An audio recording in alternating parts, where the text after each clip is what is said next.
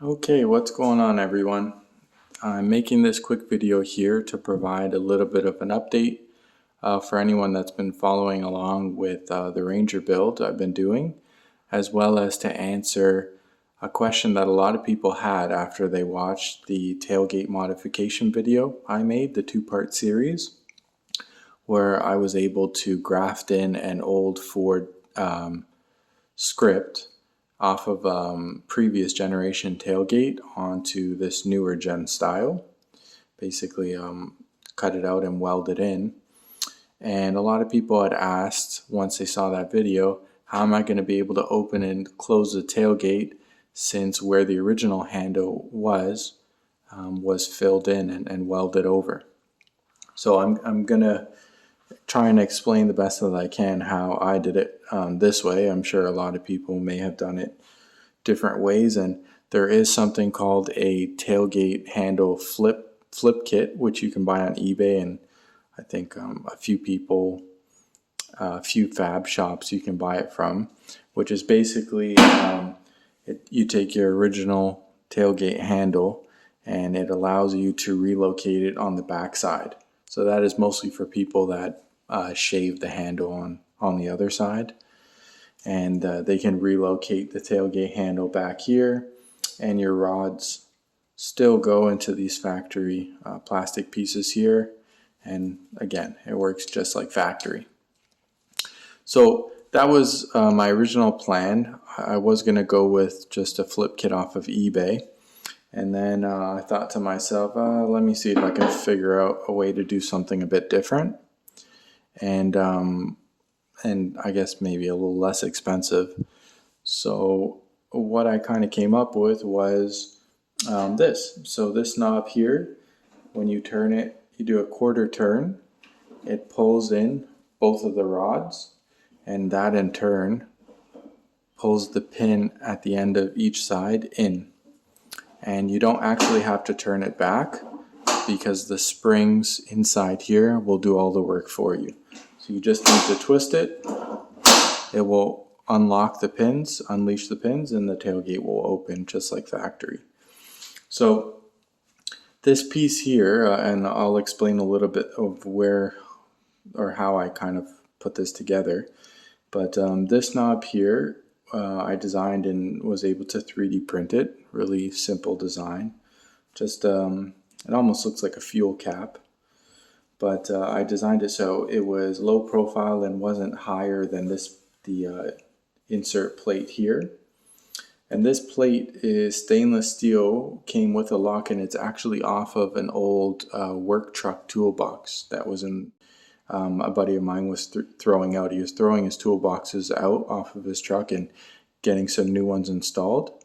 But this stainless steel plate was in great condition. And this was actually the factory handle that was in here. And basically it would just lie flat and you'd lift it up and then turn it. But I could have used this. It would have been pretty easy, but it didn't look right. So that's why I went with making this knob here. And then it's bolted in, 4 bolts here.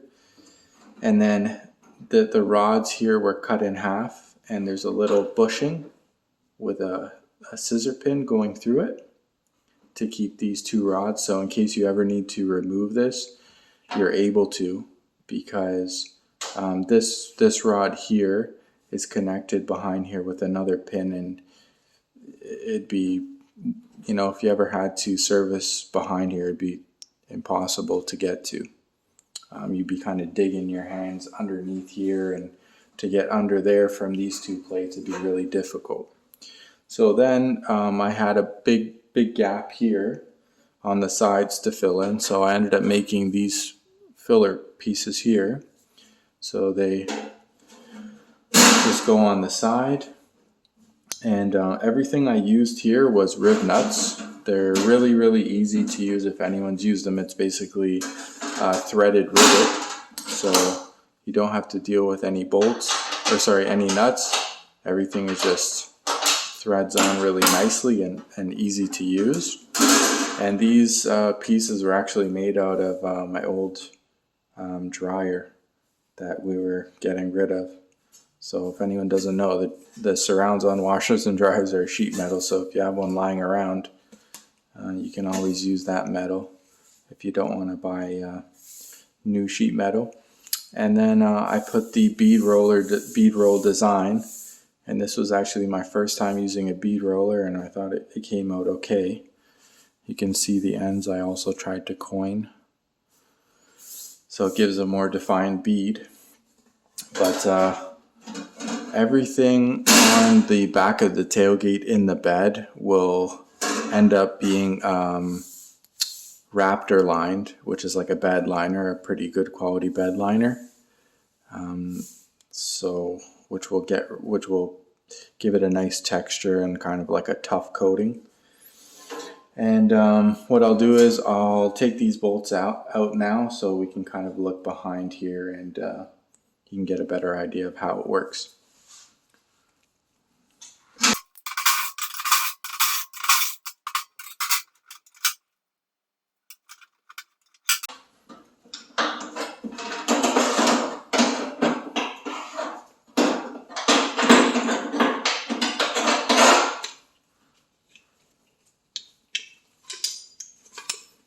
Okay, so looking at the back side of this, it's pretty easy to see how it works. You have your two rods here. Once your knob is turned 90 degrees, both of the rods here are pulled in, and they're connected. And yeah, really simple. And if you ever need to take anything out, take these two pins out, everything comes out. And then on this knob here, I epoxied the original stud from the handle. So everything, the stud, all the hardware behind here is all how it was. I just was able to take the stud out, the threaded stud, and epoxy it behind the knob. So, and then the lock works. I do have the key for it, which is kind of nice. But you put your key behind here, it flips this, and which in turn pushes this in.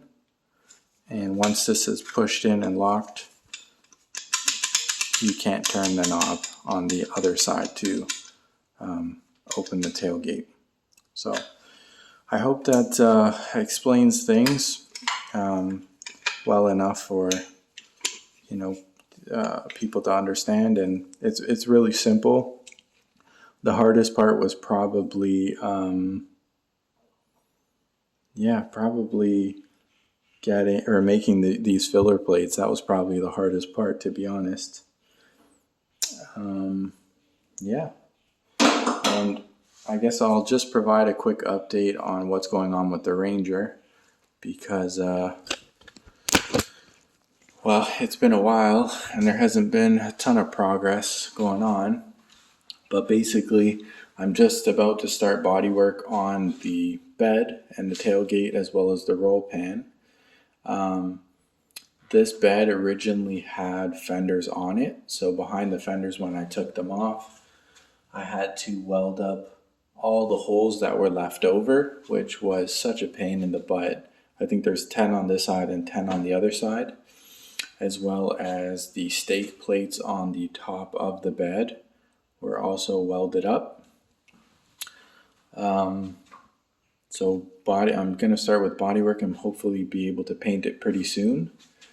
After that, or the next update, I ended up getting new tires for these wheels.